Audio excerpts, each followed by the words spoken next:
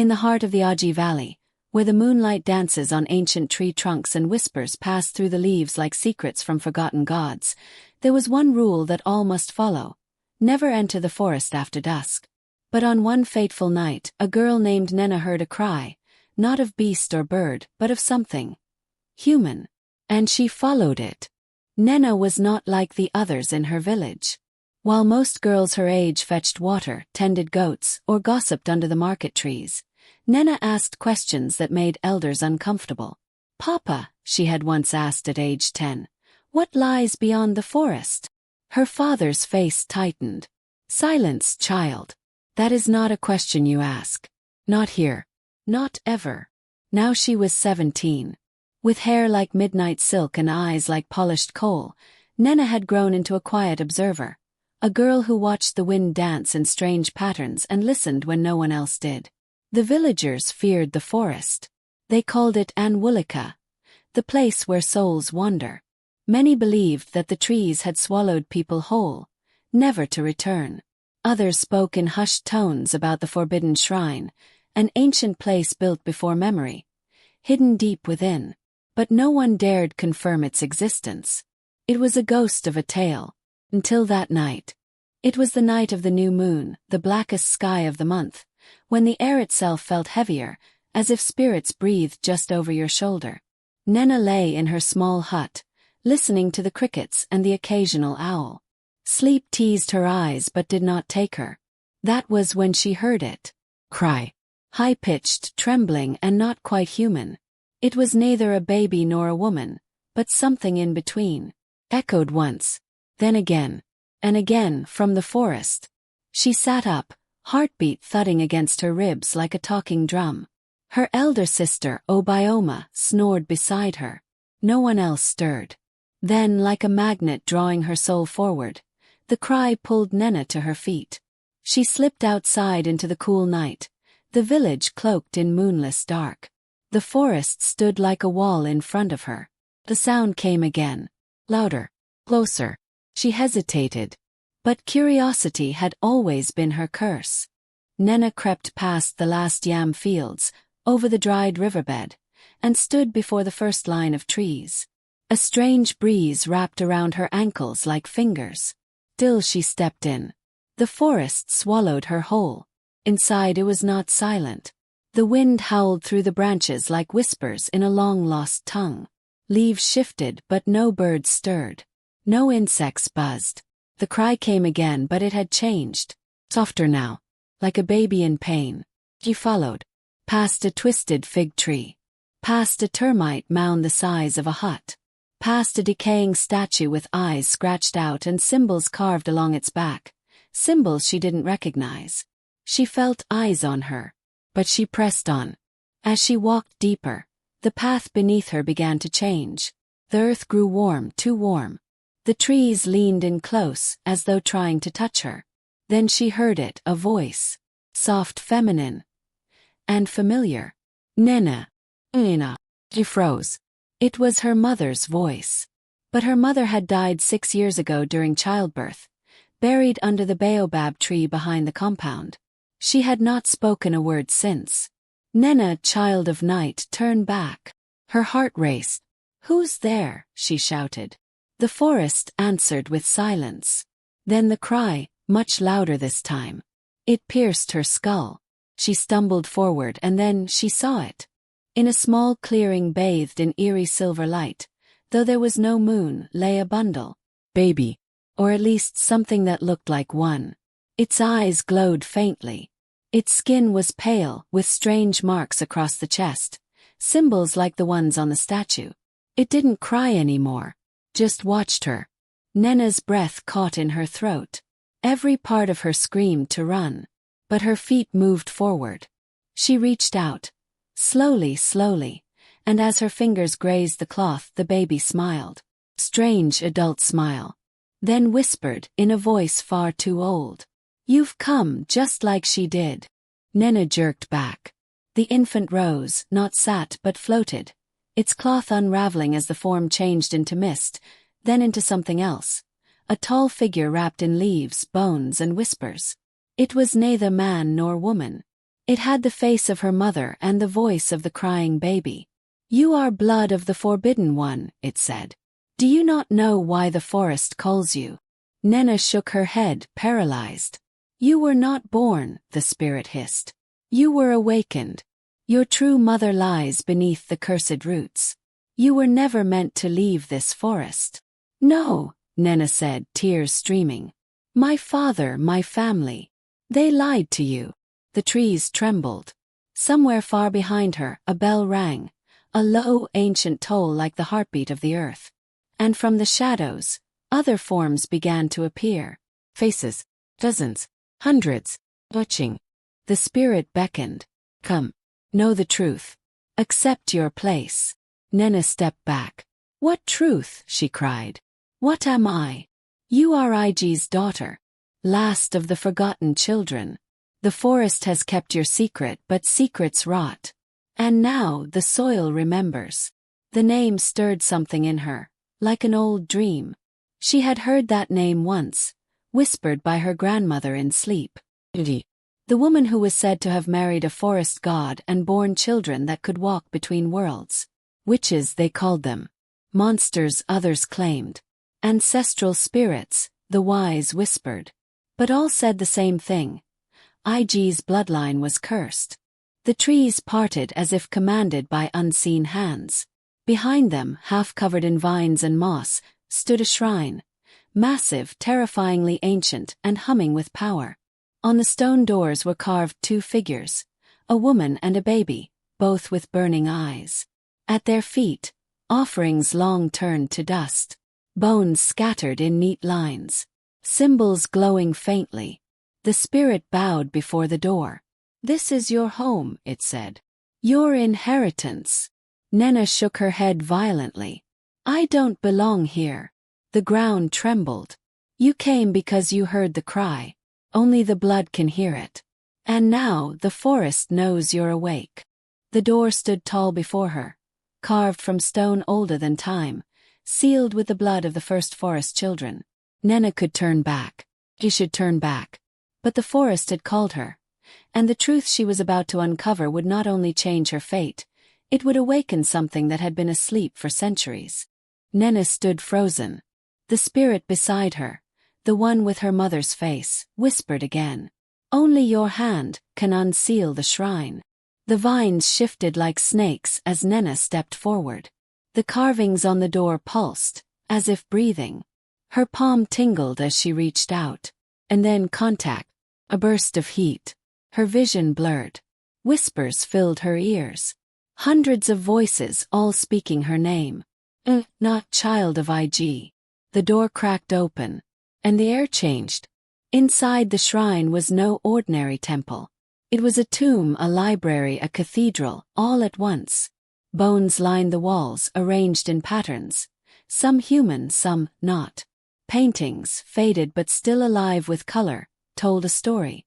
A woman with burning eyes marrying a being made of wind and flame. Children being born from lightning and shadow. War. Betrayal. Curse. And a child, the final child. Hidden in the belly of the earth until the time was right. Nnenna's legs trembled. She knew that child. It was her. In the center of the shrine stood a casket, not of wood or stone, but of living roots, pulsing with red light. Called to her. The spirit whispered. "Within lies your twin, the one who never left the forest, the one who remembers what you have forgotten." Twin. Nnenna staggered back.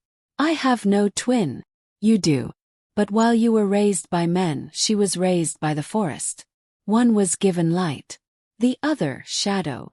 Suddenly the roots split open. A figure slowly emerged. Barefoot, tall, her face a mirror of Nnenna's but with pale silver eyes and hair like smoke. She opened her mouth and said only, "Sister." The twin stepped forward. She did not blink. "I am Mme," she said. "Daughter of Ig. Like you, but not like you." "What are you?" Nnenna asked. "I am what you would have been if they hadn't taken you. You were meant to serve the forest. But they stole you away. And now the balance is broken." Mme raised her hand, and the bones on the wall rattled. The shrine was sealed until one of us returned. And now, because of you, I am free. Nnenna felt it in her bones. This wasn't a reunion. It was a reckoning. From the far end of the shrine, a gust of wind howled, and ghosts emerged. Dozens of them. Old women with broken necks. Warriors with missing eyes. Children with hollow chests. They surrounded Nnenna. One stepped forward, her skin glowing like embers. We are the guardians. We protected the bloodline. But now, your return has awakened more than just your twin. Another added. Something else sleeps below the shrine. Something even we could not destroy. The walls began to tremble. Cracks formed. The earth groaned. Something ancient was waking up. A hidden staircase split open under the shrine. May smiled. You felt it too, didn't you? She whispered. Mother buried him here. The God who gave us life. But she betrayed him. Trapped him. And now, we can free him together. No, Nnenna said, stepping back. But MMA grabbed her arm. You heard the cry because you are the key. I didn't come to raise a god, Nnenna said. I came for answers. May tilted her head. Then let me show you the truth of your blood. They descended. At the bottom lay a stone altar. Massive, glowing with red cracks. On it, bound in chains made of light, was a figure. Not human. Not beast. Something in between. Its body was vast, covered in bark and bone. Shut. But breathing. Low. Heavy. With every breath the chamber shook. May knelt beside it. Father. Nnenna couldn't move. The presence was too strong, like gravity itself. May turned to her. Touch him. Let him see you. No. You are his daughter too. Half of his soul lives in you. Then the god opened one eye and looked directly at Nnenna. Pain shot through Nnenna's body. Memories not her own flooded in. Her mother screaming under the sacred baobab tree. 2 babies. One taken by humans, the other left in the forest. Hand sealing a door with blood. The god's voice filled the chamber, echoing from every corner. My daughter, my blood, awaken me. No, she screamed. This isn't who I am. But her hand moved on its own, reaching for the altar. The forest shook. Above, trees twisted. Animals fled. The wind screamed. The awakening had begun. As the god's eye burned into hers and her blood responded to the call, Nnenna had one terrifying thought. What if she wasn't meant to stop the awakening, but complete it? What will she become, hero or harbinger? The truth lies ahead. They told her her mother died a hero. That she sacrificed everything to save her village. But they never told her what her mother really was, or who she had betrayed to keep Nnenna hidden. Now the truth is uncoiling like a serpent beneath the forest floor. And the lie that built her life is about to collapse. As the god's energy surged through her, Nnenna collapsed to her knees. Her arms trembled. Marks, glowing tribal sigils, began to emerge under her skin. They burned like fire. May knelt beside her, touching the symbols gently. Mother hid the truth well, but your body remembers. What is happening to me? Nnenna gasped. You're awakening. Awakening what? Not what. The part of you that was never human. The god's eye closed again. And a flood of memories returned. But they weren't Nnenna's. She saw a woman made of fire, walking through villages untouched by flame. A marriage, not of love but of strategy, between the fire mother and the forest god. A betrayal, the woman stealing her newborn daughters and binding the god beneath the earth. The curse, let my children live as mortals, until the earth remembers. And then silence. Nnenna jolted awake. Her hands were shaking. Her mother wasn't just a guardian. She was a goddess. And a traitor. What was her name? Nnenna asked. May looked away. They never told you, did they? They feared you might speak it. Tell me. Ijoma. The flame keeper. The one who defied the ancients. Nnenna whispered it. Ijoma. The shrine shook. The god stirred. That name is older than mountains, Mma said. And forbidden. Because the last time it was spoken, a kingdom burned to ash. Nnenna's palms burst into flame, but they didn't burn her. The fire moved like silk, dancing with the air. Her reflection in the shrine wall changed.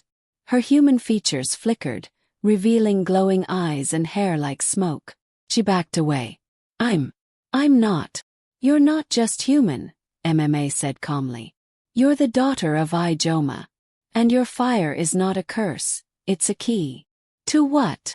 To what she died protecting. At the center of the underground shrine was a glowing tree, its bark made of obsidian, its leaves golden and weeping light. May led her there. This is the heart, she whispered. The last living root of the forest god's power. What happens if it dies? The balance breaks. The old gods return. And so does the war your mother tried to end. Nnenna stared at it. Why am I here? To choose, Mma said. Will you finish your mother's work, or undo it? Just then, the voice of an elder spirit echoed from the chamber above. You were never meant to find the truth, it said. An old woman descended, robes woven from spider thread, eyes like storm clouds. I am Adise, last of the Flame Sisters. I served your mother. Nnenna looked up. Tell me everything. She ran, Adise said. From a marriage, from fate. She loved the forest god once, but feared what their children might become. She sealed her own husband. Nnenna asked. Adise nodded. She feared the prophecy, that one of you would become the flame of destruction. But she never knew which one. The god stirred again. His voice echoed deep in Nnenna's bones. Child, forgive her. But the balance must return. May stepped forward, hand outstretched. Together we can awaken him. Rebuild our kingdom. Burn the world clean. Adise stepped beside Nnenna. Or you can finish your mother's work. Seal him forever. And protect the mortal world. Upat. One of fire and godhood. One of sacrifice and silence. Nnenna closed her eyes. She felt both choices calling her name. Suddenly, light exploded from the heart of the forest. May screamed, collapsing as vines shot up and pulled her away. You're choosing wrong, she yelled. You're just like her. The ground cracked. Fire poured from beneath Nnenna's feet. Her mother's voice echoed in her ears. My child, don't let the past decide your future. As the forest burned and the shrine began to crumble, Nnenna made her decision. She turned toward the altar. There was a prophecy. The day the river burns, the old gods will return. No one believed it. Till now. As fire and forest wage war inside her, Nnenna must choose between godhood and humanity, but she doesn't yet know what her choice will cost. Smoke curled into the night sky as the shrine collapsed behind her. Nnenna ran, holding the glowing heart of the forest in her arms, the last living spark of peace between gods and mortals. Mma's final scream echoed through the trees. She had vanished beneath the vines, swallowed by the forest's wrath. But the fire was spreading, and it followed her. Down by the sacred river, villagers gathered in panic. The water, once calm and cool, began to bubble. Steam hissed from its surface. A low growl rumbled through the ground. Elder Kalu approached her. You were never supposed to touch the heart, he said, trembling. That fire inside you. It's waking something far older than you know. Then tell me what I am, Nnenna cried. You are the prophecy, the one who walks with flame and forest. But only one can survive you. Suddenly, the river exploded in light. Spirits rose from its depths, shimmering figures of forgotten ancestors, gods of rain and war, whispering her name in dozens of ancient tongues. One stepped forward, tall, robed in liquid silver with eyes like stars. I am Obesai, keeper of the river gate, he said. You carry two flames in your soul. One will cleanse, one will consume. Your next step decides the fate of nations. Just then, a figure appeared in the burning mist. May. But she was no longer herself. Her skin had darkened into obsidian. Her voice echoed like thunder through metal. She had become the vessel of the forest god. "You rejected my hand," she growled. "Now I take your fire." Mme raised her hand, and the trees responded. Roots surged from the soil. The river boiled. "You still have time," Obesai whispered. "But you must make a sacrifice." Obesai pointed to the heart of the forest, still glowing in Nnenna's arms. "If you place it in the river, you will end this war. But the forest will sleep for 100 years, and your powers will vanish forever. If you keep it," he said, "you'll become what your mother feared most, a living god of flame. But the river will burn, villages will fall, and the world will change." Nnenna looked at the villagers, the spirits, the flames around her. Her voice cracked. "I'm not a god," she whispered. She stepped toward the river. The moment the heart touched the water, the river shrieked. Fire licked its surface. Spirit after spirit rose and vanished in the smoke. Trees groaned. Birds fell silent. Then silence. And just like that, the flames vanished. Meme collapsed. The forest god inside her howled and fled into the sky, swallowed by the clouds. The war had ended. But something had broken. Nnenna fell to her knees. Her flames were gone. She was mortal now. Far away, in the Shadowlands beyond the red hills, another god opened its eyes. A voice murmured in the dark. She gave up her fire. But now the child is vulnerable. A silhouette stepped from the shadows. Tall, crowned in bones, eyes glowing like dying embers. "Send the twins," he said. "The flame daughter must never rise again." Villagers surrounded Nnenna. They whispered thanks, laid garlands at her feet. But she felt none of it. Adiz sat beside her. "You saved us all," she said. "No," Nnenna whispered. "I delayed the end. But it's still coming." She stood, staring into the horizon, where fire still danced faintly across the clouds. The river burns no more. But in the quiet, new enemies stir. Nnenna is no longer the girl with fire in her hands. But destiny hasn't forgotten her. And neither have the gods. 4 days after the river purge, Nnenna wandered in silence. She no longer heard the fire's voice. The villagers treated her like a savior, but she felt like a ghost. Adiz watched her with growing worry. "You gave everything," she said. "But the gods never take just one offering." That night, Nnenna dreamed of bones, a crown of ivory and ash, and 2 golden eyes watching from beneath a dead sky. Far across the desert, in a land where no tree grew, he awakened. The Bone King, once exiled by the gods of sun and storm, had returned. His body was forged from the remnants of ancient battles, jawbones for armor, ribcages for wings. His voice rumbled through the darkness. "The flame daughter has fallen. The gate between worlds is weak. Send my sons." Twin shadows bowed before him, cloaked in night, faces hidden behind silver masks. "Find her. Bind her. The crown is incomplete without her fire." Back in J Village, Elder Kalu confessed a truth kept hidden for generations. "There were once 3 crowns," he said. "The crown of flame, the crown of river, and the crown of bone. Each was a gift and a curse. But the bone crown had been stolen, forged in secret using the remains of divine warriors. It could control death itself, but only if worn by someone of dual blood, mortal and god. "That's why he wants you, Nnenna," Kalu said. "You're the last with fire in your blood." The village awoke to darkness, not from clouds but from something worse. The twins of the crown stood at the gates. They didn't speak. They didn't knock. They walked through fire. The guards turned to dust. Nnenna stepped forward. The taller twin whispered, "Give us what's left of your flame, or your people will burn instead." But Nnenna was no longer afraid. She lifted the staff Adiz had carved, from the same tree that once tried to devour her.